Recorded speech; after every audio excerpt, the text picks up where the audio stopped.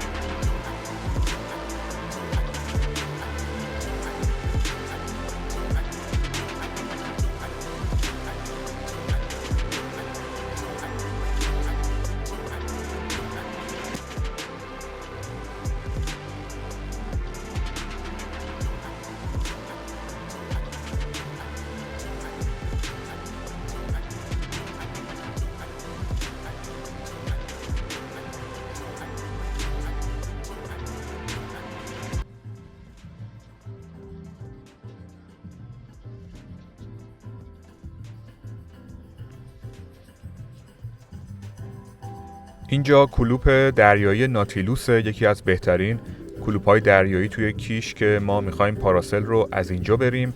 تفریحات دیگه هم داره مثل شاتل و غواصی که میتونید بیاین و از اینجا استفاده کنید. فضای کوچیکی داره اما خب تعریفش رو ما زیاد شنیدیم، برای همین اینجا رو انتخاب کردیم. این رو هم بگم که پاراسل نفری اینجا 650,000 تومان بود که ما 2 نفرمون شد 1,300,000 تومان.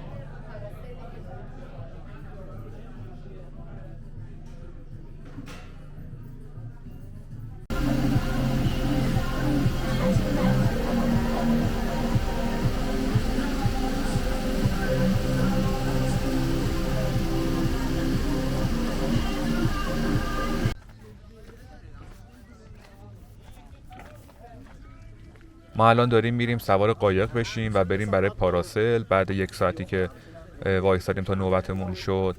این رو هم بگم که ما نمیتونیم دوربین رو همراه خودمون ببریم برای اینکه حالا کلا مثل اینکه اجازه نمیدن که دوربین حتی موبایل هم داخل قایق بیاد. فقط اینکه ما از دوربین خود کلوپ دریایی استفاده میکنیم و ویدئوی پاراسل رو براتون میگیریم. این رو هم بگم که مدت زمان پاراسل زمانی که دیگه میریم بالا و برمیگردیم گفتن که تقریبا 10 دقیقه میشه. بریم با هم دیگه پاراسل رو داشته باشیم.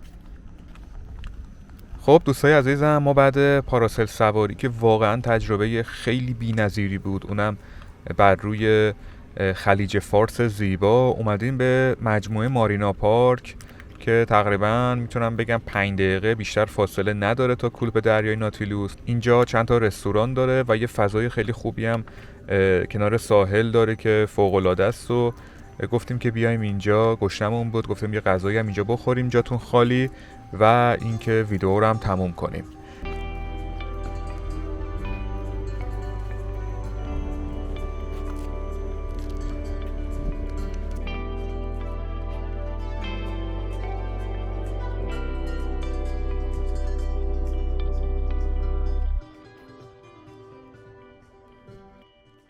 خیلی ممنونیم که این ویدیو رو دیدید، خیلی ممنونیم که مثل همیشه ما حمایت میکنید. امیدواریم که از دیدن این ویدیو لذت برده باشید و یه روزی خودتونم تجربه کنید اگه تجربه نکردید، چون خیلی فوق العاده است. براتون مثل همیشه آرزوی موفقیت و شادی داریم. مواظب خودتونم هر جا که هستید باشید. تا ویدیو بعدی، خدا حافظ.